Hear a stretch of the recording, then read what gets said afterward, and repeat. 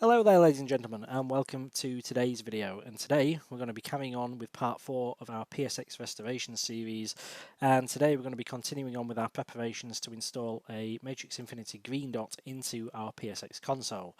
Now the reason we're doing that is because the machine is region locked, it's Japan only, and frankly here in the UK that's no good to me. So in order to bypass that region protection, I need to install a mod chip into the device to allow me to play my UK based PAL games, and that's what we're going to be doing.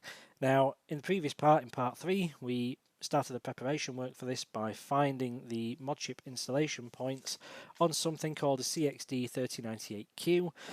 Basically that is a DSP, or a digital signal processor, which is present in more or less all PS2s from version 4 right the way through, and that chip is also in our PSX. Now that chip has dealings with the CDVD controller and the BIOS, and those are the two main attack surfaces for PS2 mod chips. So basically what we did is we took the installation diagram from a version 7 machine. We had a version 7 machine laying around in here. We took the motherboard out, and basically using a multimeter in continuity mode, we traced all these mod chip installation points back to their respective point on the CXD3098Q. So what we can do now is we can go back onto our PSX motherboard, which is over there, find the CXD3098Q, and then trace all the points back out, so effectively reverse what we've just done to find some nice easy places to install our mod chip to in our PSX, and everything should work absolutely fine, which is great. But there's one little thing which we still need to address, and that is to find the G spot. I've not gone mad. We need to find the G spot, or do we? Let's go to the laptop and I'll explain.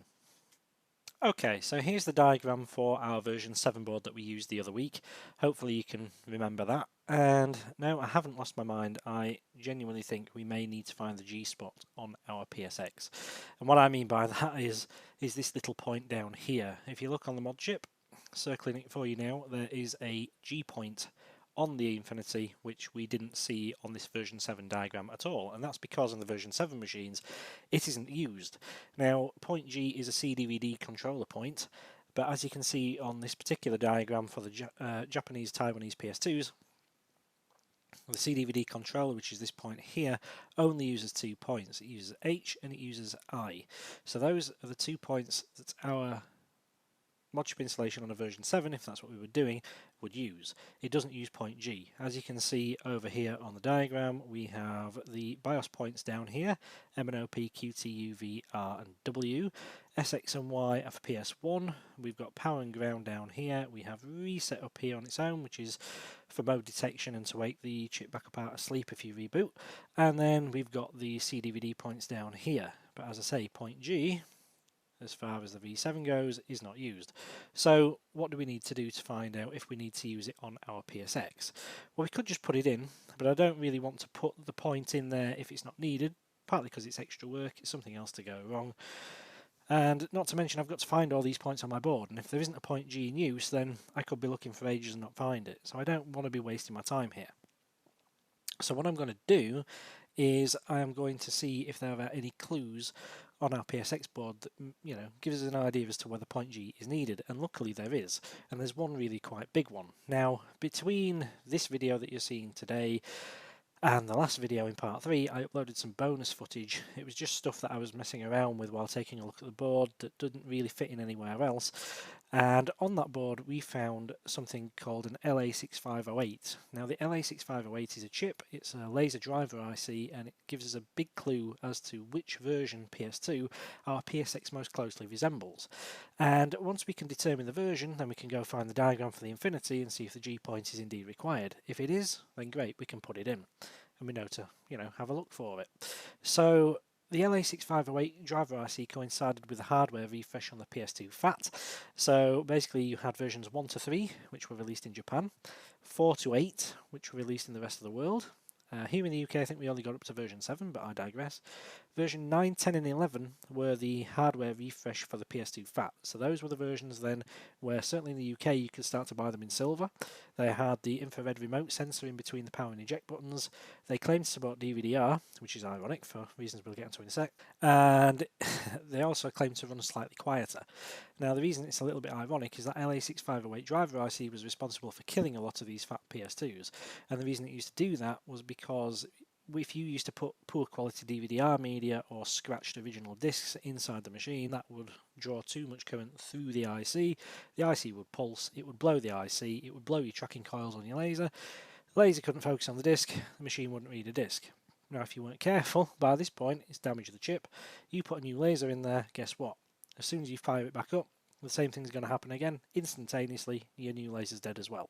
So you used to have to measure the coils on the laser if you had a dead one to see if it was anything below 4.5 ohms. If either of the coils were bad, then the chip was bad. You had to replace the chip. So some people thought Sony had booby-trapped these machines, to get back at Modchips, but the likelihood is they probably hadn't. I digress, that's for a different video. But that LA6508 only turned up in version 9, 10 and 11, aka hardware refreshed FAT PS2s. So we can probably hazard a guess that the hardware inside our PSX is probably most related to a version 9, 10 or 11 PS2, and the date code on the BIOS for version 9, 10 and 11 PS2s, if we take a look at a version 9 diagram, is right here, look. So this is the BIOS, the date code, 2003. Now the date code and the BIOS on our Sony PSX that we'll see shortly is also 2003. So there's two big clues for you that indeed the PlayStation hardware inside the PSX is most closely related to a version 9, 10, 11 PS2, and those versions all use point G, and we can see here, look, because this is the diagram for the Infinity 4, the version 9, 10 and 11 are very similar, but we can see up here, look, this chip is our CXD3098Q. We know that because we can tell by the pinout. So look at this. So if we look at the diagram for the version 7 from last week, you can see, look, we have the same test point here, we have the same test point here for point Y, and we can also count up from this bottom right hand side here. So if that's pin 1, then we can count all the way up here. Pin I is pin 27, pin H is pin 28, and we can see here, look, that pin G is next door to those two, which makes pin G the 29th pin up on that right hand side.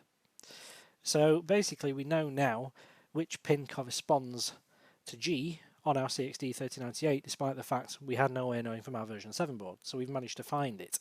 So basically we can now proceed in the same manner with pin 29 on the CXD3098 and pin G, as we will do now with the rest of these points. So we now know which pin on our CXD3098Q relates to point G, and it looks like from this that we do indeed need to install that G wire. And with that said, now we know where everything lives, we can go ahead now and we can take a look at our PSX motherboard and let's find those Modchip installation points. Okay, so once we've got the board out of the machine now, and as you can see, this is our PSX motherboard. So this is the top side, and this is where our CXD3098 chip lives. This is our GSE system on chip, and then if we flip it over, this is the underside. So this is the rear end of the machine, this one down here is the front. You've got your optical drive connections down this side, and your reset eject ribbon comes in here. So I tested the reset point on this connector before the board came out of the machine, because obviously it was easier to do that with the ribbon cable there and the button in situ than it is to take that whole assembly out and test it on the bench. It would have been a bit of a nightmare, but I still want to try and find a slightly better place to put the reset wire than on this connector. But the other question is, where do we site the mod chip? Okay, so the mod chip itself isn't particularly big, and there's a few places it could probably go. But ideally you want it somewhere fairly close to your installation points, so we're not really going to get a great idea until we've found our installation points, but certainly initially off the bat, this area here in the middle is looking quite promising. I don't know if you'll be able to see, if I zoom in maybe you can, but we've got a nice big wide open area there in the middle of the board. Now we do have to be slightly careful up in this rear region here, because there are some components inside the chassis that sort of live over this area, but certainly down the front end here where my finger is, we should be okay to sight there potentially. There's lots of room there. There's nothing in the way. We'll be able to get the mod chip nice and flat to the board. So initially, from a really quick look over it, that's, I think, where we're going to be best off trying to put this. And the other thing that might be quite nice here, if we look, is I think I may have spotted the BIOS. So if we move slightly further back there, that little chip there, I think is our BIOS chip. Now remember in part 3 we said that the PlayStation chips will all be branded SCEI. It's got the correct pin count as to what we had on our V7, and the BIOS chips, certainly in the later machines, all tend to be fairly standard. And this also has SCEI. You can see it's got the 2003 date stamp from what we were talking about earlier on. And also on this bottom row of pins here, 11 in from the right hand edge on this bottom side here, you can see just about where my finger is, there's two little resistors on our V7 board coming down off pin 11, where incidentally we think our W point may be. There is also those same two resistors coming down and off that particular circuit. So this could be a good shout for the BIOS. Of course we'll test that in a sec when we've got the multimeter out, and we'll confirm that those points and this chip is indeed our BIOS. But if that's the case, then having the mod just there might be really beneficial, because we can keep the wires nice and short, and ultimately that will aid the performance and reliability of our mod install. So without further ado, let's get to testing some installation points, and let's see if indeed this area is going to be a goer. Okay, so we'll start at the beginning here, and this is where our reset pin lives initially anyway. So this is the connector where the power and eject ribbon comes into the console. So what we did was we inserted that ribbon connector before we took the board out, and we just put one multimeter probe on ground, and we put one multimeter probe on each pin in turn and pressed the power button, and we waited then until the multimeter showed us continuity with the power button pressed in. And that particular point happens to be just here. So if you look on this Oki chip here, the second pin up from the bottom, just opposite that there is a small via, and that small via there seems to be where our reset signal comes into the board. So it obviously goes somewhere else from there, and we'll try and find somewhere fairly close by our installation points when we've mapped them all out eventually. But for now at least, we know we have a reference on the board that we can start testing and probing from. So for now, for reference, this is going to be our reset point. Okay, so we're going to start off here first of all with our BIOS points. So those are MNOP, QT, UVR and W. And we're going to start on our suspected BIOS chip. So we can see here, look, it has those SCEI markings on there. That denotes this as a Sony Computer Entertainment IC inside this machine. So basically this is one of the PlayStation chips. And if we take a look at the count of pins on the top and bottom rows, we can see that it's more or less identical to what we had in our V7. And it looks very similar in as much as you've got those two resistors there on the bottom of the 11th pin in from the right hand side. So that was our W pin, if we remember, on our V7 from part 3, and it's got those same two resistors there. So on the face of it, this looks very promising that this could well be our BIOS chip. So what we're going to do, we're going to put one probe of the multimeter on the P pin on the CXD3098Q, and then we're going to touch the second multimeter probe onto the second pin on the top row from the right hand side. So that's point P on the BIOS, and we should get a beep to show continuity, and we do. And on the multimeter the reading is around 24-25 ohms ish. That's very similar to what we were seeing on the version 7. It's the same pin on this BIOS chip as what we were seeing on the version 7, so that's very much looking like our point P. So I think we found our P wire. And then to confirm it, what we'll do, we'll test another pin at random. We'll go bottom row this time, maybe fourth pin in from the right hand side here, point T. So this is the T point. So again, we're going to go onto the point on our CXD3098Q that we traced out from part 3. So I think that was 6th pin down from the left hand side from the top. And we're going to probe on there. We're going to probe onto the BIOS. And indeed, yep, we've got a continuity there again. We've got a beep, and we can see Again, another 24 ohms-ish displaying on the multimeter screen. I know you can't see that, but yeah, so that's, again, a very similar reading to what we were getting on our version 7 board. So we have point P and point T on this chip in the same positions as they were on our version 7. So we can confirm there's continuity there. So this is indeed our BIOS chip, and those 2 points are where we expect. So I'm quite happy to say that the other points are probably going to be where we want them to be. They're going to be in the same place. So I think we'll call M, N, O, Q, U, V, R and W as being in the same place on this chip as well. So there we go. So we've found the first set of pins for our mod installation, and we'll mark them up on a diagram, and I'll put that in here now for you. So excellent, that's our BIOS points found, and we'll move on now to find the CDVD controller points. So onto our CDVD controller points next then, and on screen at the moment here you can see our CXR 706080 chip. This is our CDVD controller on our PSX, and it sits just to the right hand side there of our CXD3098Q DSP. So this particular chip is responsible for the killing of lasers, as we mentioned earlier on the version 9 and 10 PS2s. I'm fairly sure this is the same chip. It's a Dragon-based chipset, Mechacon, as it's known in PS2 parlance. And effectively what used to happen with this is the code that ran on this IC used to lock up, which then used to overdrive current through the laser driver IC and then ultimately through the tracking coils of the laser, killing both.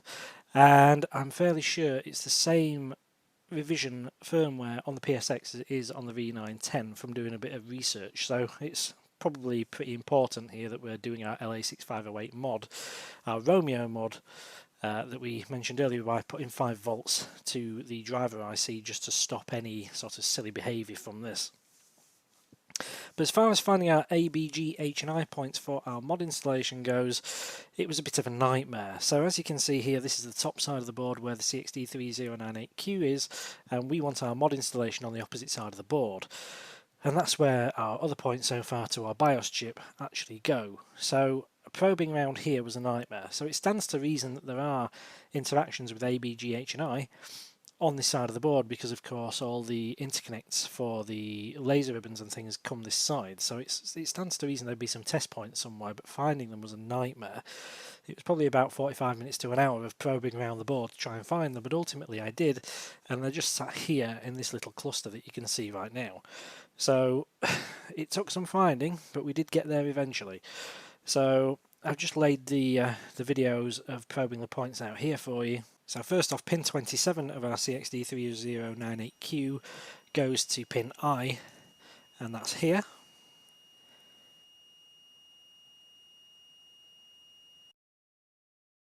Pin 28 of our CXD3098Q, point H, is here.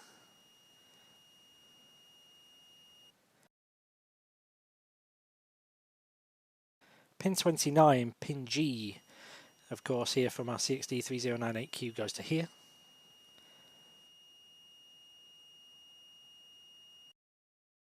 Pin 34 of our CXD3098Q, point B, goes here.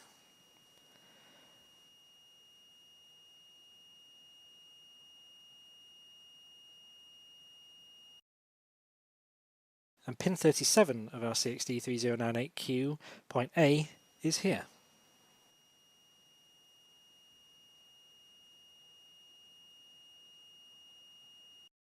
So that's where those points live, and as you can hear, for each one we get a beep to confirm that continuity between the legs of the CXD3098Q DSP and these test points is indeed valid.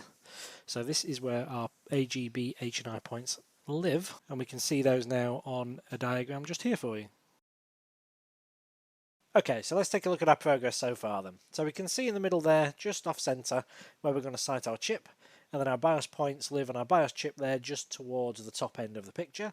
And then we've had a good result there, just off towards the left-hand side there, with the CDVD test points there on those vias. That's going to help us keep everything same side of the board, which will make the installation nice and easy and the wires nice and short. So from this point forward, let's go on and let's find some more points. And finding more points is exactly what we're going to do. And we're going to start here with our PS1 section, so that's Y and SCEX. And we're going to start here with our Y point. And if we take a look just off to the right hand side centre of the picture, we can see there's a cluster of 4 little vias. The one we're interested in is second in from the right hand side of those 4, and that runs down a little trace to our CXD3098Q, and that there is our Y point. So if we have a look through the via goes all the way through the board to the opposite side, and it comes out just to this little via here in the centre of the screen. And if we touch multimeter probes to both ends, we should get a beep to show continuity, which we do. And if we take a look just above that little via there, we can see there's a little test pad which will be perfect for us to solder a wire to. So here we can attach our Y point to our Infinity installation. And it's largely the same story with our SCEX point. Now, as you're looking at the screen at the moment, on that right hand side row of pins on the bottom end, right on that first pin at the bottom there, there's a little trace that runs off to a via, and that via goes right the way through the board to the opposite side where our chip installation lives, and that is where we'll be able to attach our SCEX point. Now, if we take a look at the screen at the moment, that via there in the centre of the image is the opposite side, so we should be able to find continuity there when we put both ends of the multimeter across it.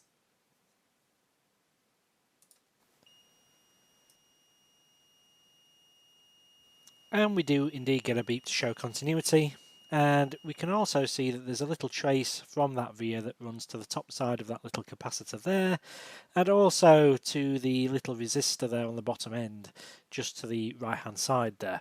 So any of those points can be used to solder our SCEX wire to. I think on the actual official PS2 diagrams it usually goes to the bottom side of the resistor, so that's likely where I'm going to solder my SCEX point on my Infinity installation on this PSX.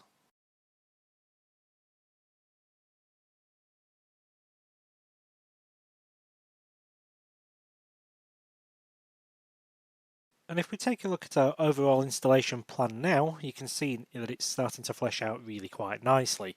So again, we have our BIOS and CDVD points where we had them before, with our chip sighting looking rather good, and we now have our Y and SCEX points there over towards the left hand side. So as we can see, this is starting to look really quite nice, and that chip placement is starting to look really good. So everything's nice and close together, so this should allow us to route our wires back to the chip nice and tidily. So yes, so far this is looking really good. So on to 3.3 volt power and ground then. And having had a look and a bit of a prod and a poke around the site where our mod chip is ultimately going to live, there's this little capacitor here around the middle of the screen which looks like it would be a useful place to tap power. So we can see there's a nice big thick bus line there that's got probably plenty of 3.3 volt juice there for us. We can see there when we measure it against the capacitor next to our CXD3098Q, we can see we get continuity between the two. That's a known point where we can get 3.3 volts, and indeed we do get continuity at that point. We get a beep from the multimeter when we test it, so that looks like a good place to tap 3.3 volts from. And the ground itself, if we look next door to that, there's that nice big old copper ring there in the centre. That's a screw boss where the chassis actually comes together. So there is a screw there, but we can sort of see the indentation of that screw, so there's plenty of room around the outside of it there where we shouldn't get any interference if we want to go there. But also just around where the mod chip's going to be sighted there, where the text and things is on screen at the moment, as long as we don't go near any of the vias, we should be able to scratch ourselves a ground point next to the chip there and actually just build a big solder bridge directly to ground in that area. So we should be okay for ground. So that's our 3.3 volts and ground points found and sorted.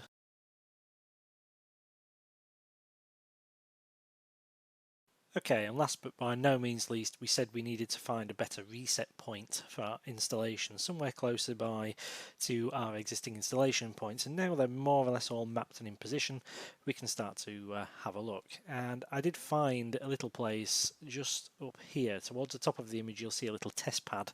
That there appears to be reset on my board. Now I'll put on the screen now here for you our existing installation points and where they are. So our Y point is just underneath the Y there, and the ABG HI via test points there are just underneath the G. You can just see them sticking up there from the bottom of the image. And as I say, that test point there towards the top appears to be our reset point. If we put our multimeter probe on the power reset ribbon and we put our other multimeter probe on that test point there, we'll see that we get continuity between the two. Now the interesting thing is if you look around the internet, there are one or two installation diagrams kicking around for other mod chips for the PSX. And whilst my motherboard is an XPD001, so I don't know if the boards that have been used to map the installation points for the other chips are different to mine, but all I know is that the reset point that is mapped out on other motherboards is not connected at all to reset on my board. Now, whether that is a quirk of my board, whether that's something that's going on with my motherboard, I don't know, but all I know is that that point for me isn't going to work, and instead I'm going to have to use the point that I've indicated here. So it's a bit of a strange one. So as I say, this is where you've got to be a little bit careful by utilising diagrams from other people. I'm sure it works. I've seen other people use this point. I'm familiar with this point, and this point is actually one that's, you know, seems to work for people. So it's a bit weird it's not connected on my board. I don't understand why. Perhaps, as I say, it's a quirk of my board. Perhaps they're using slightly later revision boards to map the installation points. I don't know.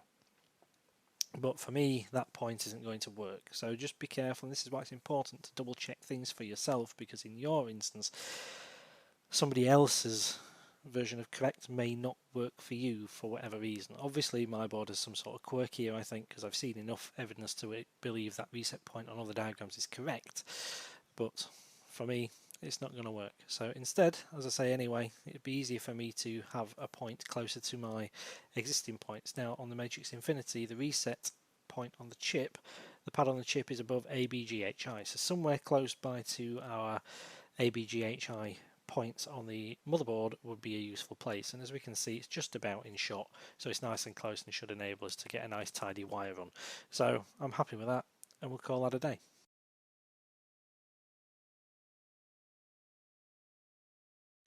Okay then, so with all that said, we can see now our installation has completely taken shape. We can see where we're going to site our chip.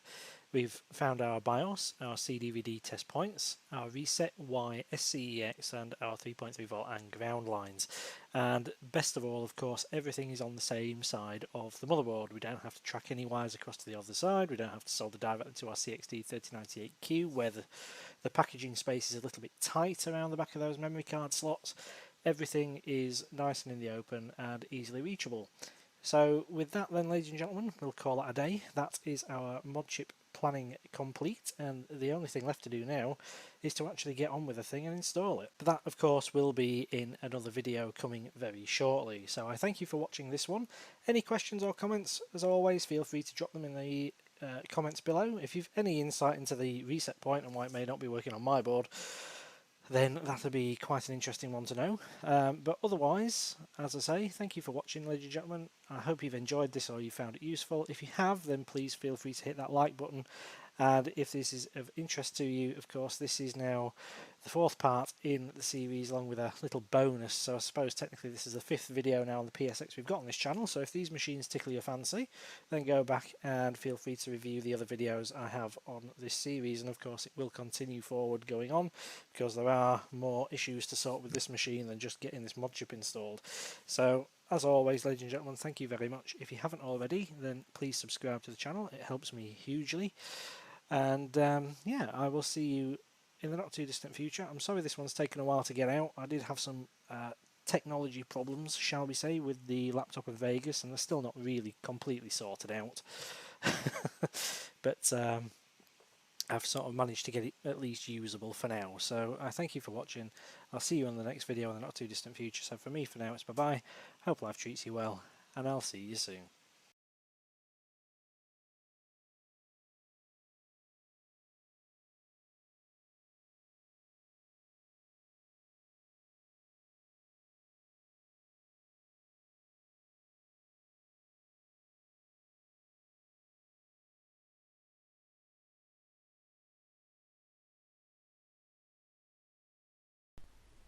Many thanks for watching then, ladies and gentlemen. Hopefully you've enjoyed this video. If you have, then why not check out these recommendations below. Also, please remember to comment, rate, and of course subscribe to the channel if you found this useful. We've plenty more content on there, and there's lots more to come.